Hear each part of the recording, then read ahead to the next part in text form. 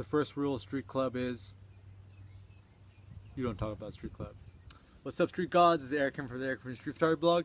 So, I want to give you guys some practical photography marketing 101 tips. So, I think I am the best photography marketer alive because A, I'm a self-centered asshole. B, I don't care about what other people think about me in my opinion. And C, I think I actually have the huevos to assert my own opinions on photography and what I think is bullshit in the photo industry. So, if you want to market yourself as a photographer, I'm just gonna say everything off the top of my head. So, okay, so first things first, own your platform. So when I say own your platform, I think social media is overrated. I think Facebook, Twitter, Instagram, Snapchat, I think it's mostly a waste of time, to be frank. My recommendation, start your own photo blog. Go to bluehost.com, register via wordpress.org. I personally use the Genesis theme on my site. It cost me like 99 bucks. Make your own photo blog or your photo website, firstnamelastname.com or firstnamelastnamephoto.com. And the reason why it's important to market yourself as a photographer by owning your own website is that just use common sense. So like imagine you go to a party and people are like, oh, so you're a photographer? Yeah, I like to make photos of street photography, whatever. So, oh, can I see your photos? And yeah, here's my Instagram. And like, it's cool because everyone uses the gram, but it's way cooler. Imagine if you just say, oh, just check out my site. You could just Google me. Just Google Eric Kim, and I'm #1 in Google for Eric Kim. That looks so much more legit. Or get little business cards printed. I like the website moo.com or Moo Cards, and print out a business card with your website on it, maybe your phone number and your email, and have copies of your photos on the back.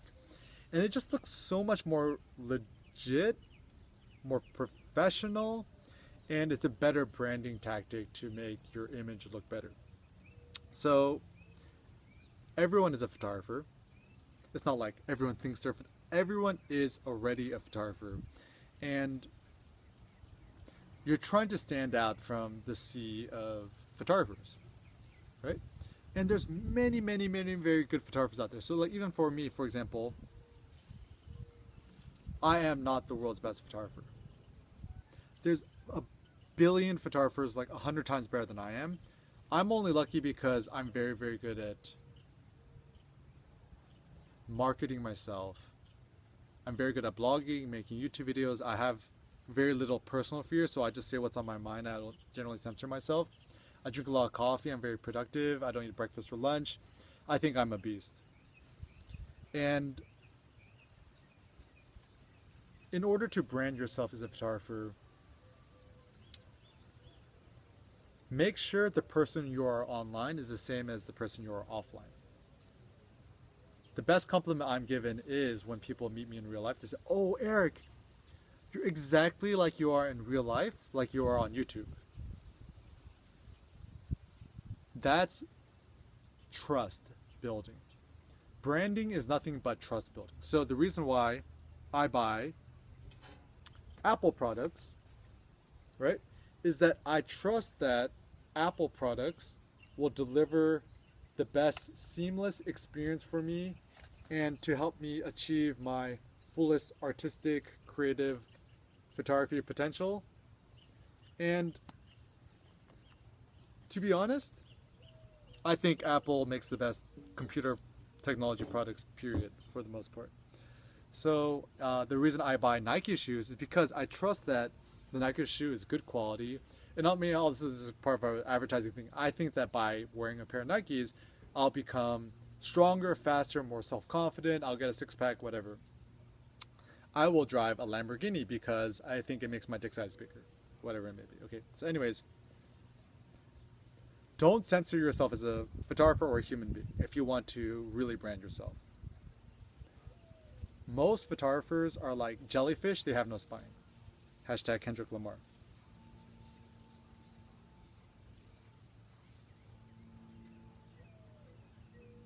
Nobody's perfect. I'm not perfect. I'm probably the worst. I am a sinner. And yes, I do kiss my mouth. My mother with this mouth. So even like a practical example, I curse. I grew up to hip hop music, and all my friends were just a bunch of hooligans. I grew up cursing, and for a long time on the internet, on my blog, I censor myself a lot. People are like, oh, you know, you want to be professional, you don't want to curse, blah blah. One day I was just like, it felt inauthentic because if I curse in real life, shouldn't I curse on my blog? And my best friend Nassim Taleb gave me the confidence to be who I am online and offline. And actually, it alienated a lot of my audience. And people are like, oh, you shouldn't curse, think about the children, whatever. But it actually helped me build a more loyal following. People like, oh, I can actually trust Eric Kim that if, you know, I attend an Eric Kim workshop or I buy a haptic product or I buy Eric Kim product, like, I know what to expect is that he's not bullshitting us. So branding is essentially knowing not to bullshit people, and it's building trust. And trust takes a long ass time to build. Let me give you an example. Eric Kim became #1 on Google for Eric Kim from, and also #1 on Google for street photography for, I've written over 2,700 blog posts, so 2,700 blog posts. That's 1 to 2 blog posts a day, 7 days a week for 6 to 7 years. Okay? I drink a shitload of coffee, black, no cream, no sugar, all killer, no filler. And why do I do it? I am so passionate about it and I love it. I'm willing to die for it. And I think that street photography, whatever, is the best tool to empower just everyday folks like you and me. And so, passion cannot be faked. If you're not passionate about your photography, about yourself or what you do, you're never going to make it. I'm sorry. Because you need a sense of hustle, you need a sense of drive. This cannot be manufactured or bought. Also, another good marketing tactic. This is called the barbell theory. I get this from my buddy Nassim Taleb. Either give away your information for free or charge a lot of money for it. Don't nickel and dime people in the middle ground. So for example, I give away all the ebooks on my blog for free. Articles, videos, YouTube videos. I don't put no ads on these videos, even though I could probably make $5,000 a month off of it, because it annoys me when I watch ads on YouTube, so I won't do that to you. And also, from a purely selfish perspective, let's say you start watching these YouTube videos, like, oh, Eric Kim seems like a cool dude. You might, depending on how rich you are, drop $1,000, $5,000, $10,000, $20,000 to attend a one-on-one Eric Kim workshop one day. Who knows? I actually do have some friends who are millionaires. And to them, to be frank, 20 grand ain't nothing. I think, and this is the sad thing too, is that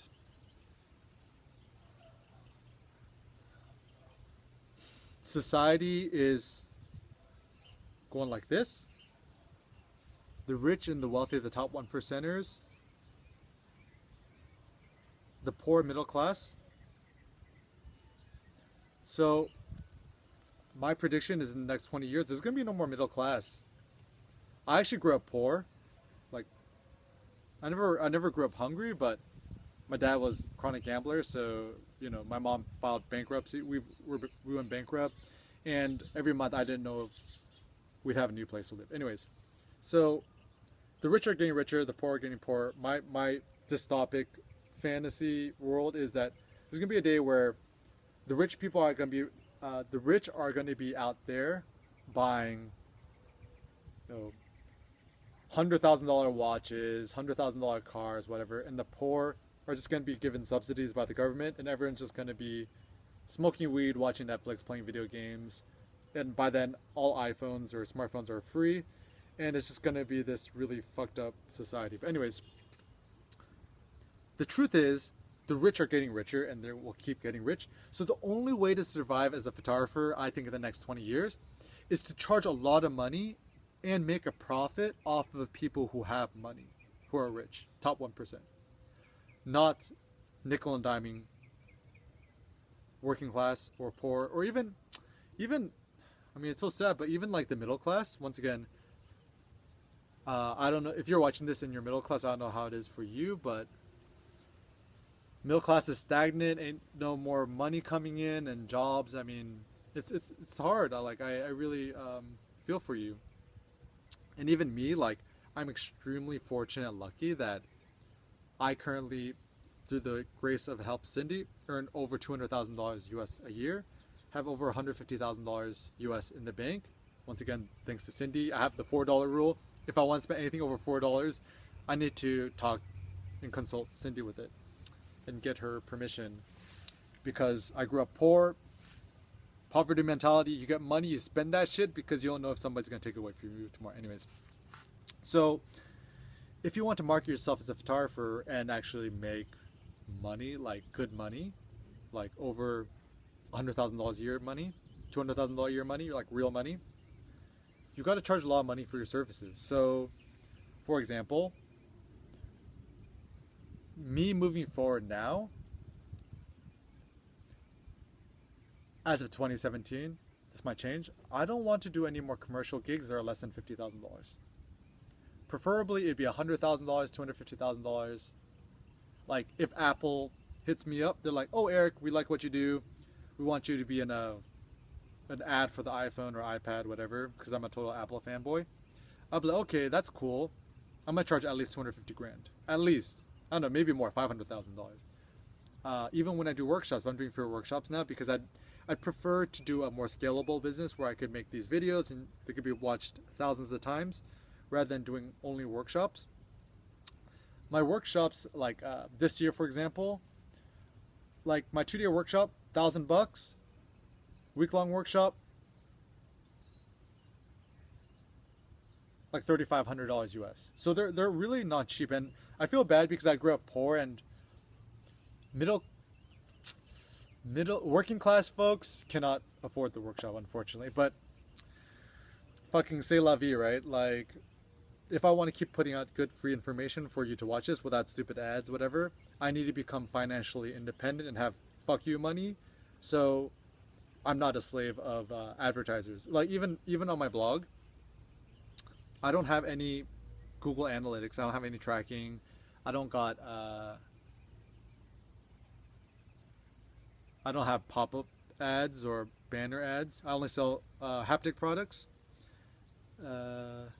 Teach my own workshops and promote myself. I'm like Jay-Z. I'm not a businessman. I'm a business man, which means even you as a photographer, if you want to master marketing, don't think of yourself as a person or a photographer, whatever. Think of yourself as a company, right?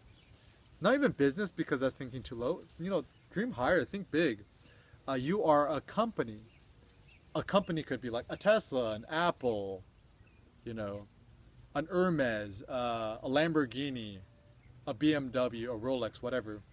And when you start thinking of yourself as a company, you just think of yourself as a way higher level. Like, even now, I think Eric Kim, I don't even think Eric Kim as me anymore. Eric Kim's more of a concept. It's a company, and I don't like using the word brand because that means nothing. It's a company. So Eric Kim is a company that collaborates with another company called Haptic, which is run by Cindy, and we make dope ass products to empower photographers and artists. We have, the blog, the YouTube, we sell products, and the easiest way to market yourself is to do blog posts, because if you're creating information that's useful to people, that empowers people, people are going to like you, they're going to want to buy your products, they're going to have trust in you.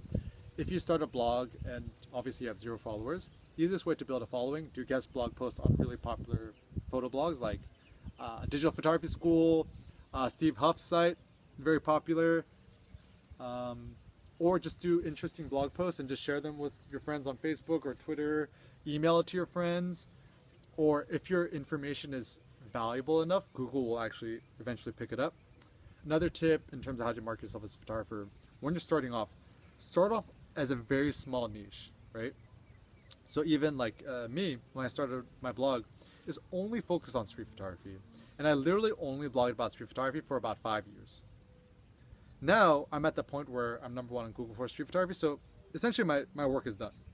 And I'm still passionate about street photography, but I'm onto other things like this video on photography entrepreneurship, how to make money, how to build a company, a photo company, and essentially my dream is to become number one for photography entrepreneurship, and also an even grander goal is one day do a Eric Kim photography business conference where, you know, I charge $1,000 a person and get, I don't know, 300 people to sign up. That's a lot of money, and I'm going to earn that money and make these profits to use my money as a tool. And my ultimate goal is I want to open up like community centers all around America and the world where poor kids like myself, when I was poor, could end up learning photography and using photography as a tool to empower themselves in the local community and help like believe in themselves. And in order to do that, obviously I need a lot of money. So that's why my endeavor is actually, and I'm actually like, I'm only halfway kidding about this, create the world's first $1 trillion photo company or imaging company. Or to be human is to have eyes and to make photos. I think it's part of our human DNA. So, you know, probably the thing that makes the most sense is for me to collaborate with the biggest photo company in the world, aka Apple, because they got the iPhone, and then be at the point where here's Apple, and then Eric Kim or Haptic, whatever, gets to the point. Like, I really am deeply inspired by Steve Jobs, and I want to be the next Steve Jobs of photography. That's my goal in life. I'm lucky is that I don't think I have cancer. I'm 29 years old. My grandfather passed when he was 92, so best case scenario, I have 60 years left. Worst case scenario, if I lose my mind in my mid-50s. My dad, I think he has schizophrenia. He got it when he was like mid-50s. So let's say I'll get schizophrenia at age 55. I think Steve Jobs died mid-50s too, unfortunately. So if I'm like 29, so I'm gonna round that up, I'm 30. Let's say I'm gonna mentally die when I'm 55. I only have 25 years left. I need to fucking start hustling. So